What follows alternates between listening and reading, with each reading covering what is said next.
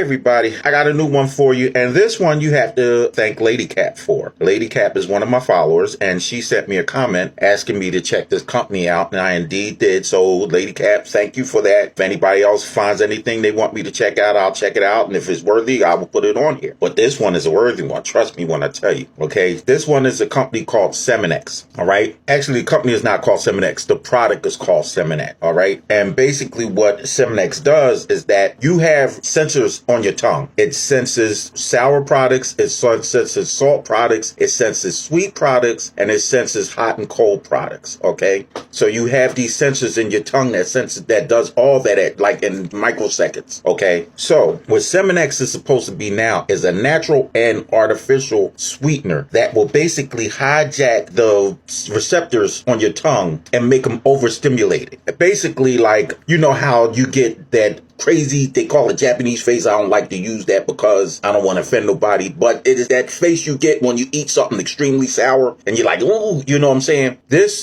Semynex is supposed to do the same thing to your taste buds as far as sweet things. So it's supposed to limit the amount of sweet stuff that you want to have in your system. Okay, now this is the problem, and I'm going to scroll up here because I want to read this completely. All right, it says, what's FEMA? FEMA, it stands for Flavor and Extract Manufacturers Association. There is an association that deals with anything that is natural and artificial. All right, and it's a trade organization representing 120 members of food and flavoring members. All right, what this Semynex Sweet Mix is the company name, and Semynex is the product. Okay, Sweet Mix examples highlights it is that basically the flavoring industry not only develop food additives, but then it allows to test and approve them as safe using its own industry association. Okay, this practice points out one of the many flaws with the F.D.A. governance of what it allows in food, and it's the subject of a recent lawsuit filed by the Center for the F.D.A. What have I been saying about them? All right, this is an exact point, and I'll tell you why. Pepsi is one of the first companies that's going to try this out. They're going to put it in 2 sodas. They're going to put it in Sierra Mist and Mug Root Beer. And if those 2 take off, they're going to put it in all of their sodas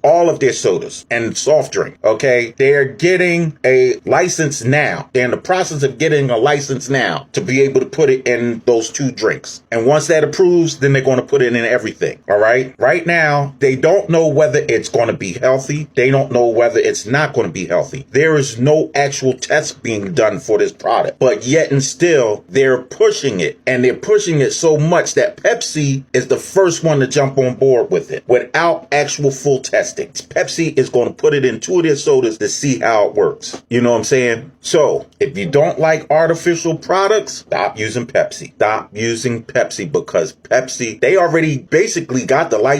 They're just going through patents right now. And they've already announced the 2 sodas that they're going to put it in. And if it takes off, which they're hoping, they're going to put it on all the sodas. But think about it. Why is it only on the internet as information and haven't been on the news yet? If it's been on the news, like I always say, let me know. I don't drink sodas anyway. But anybody who does drink sodas, I would stop drinking Pepsi and I would start looking at the labels. Right now, they're saying that they don't have a label for it right now. I'm reading. They said right now, we're operating in the dark, so they don't even know what the label's going to look like. Food and beverage companies wanted to appear as innocuous. I think that's what they say, innocuous as possible. So you can probably bet it won't be labeled as Sweet Mix. It will be labeled as something else, as a sweetener blend. That's what they're saying. They're saying that it might be labeled as a sweetener blend. So there you go. I'm still on it.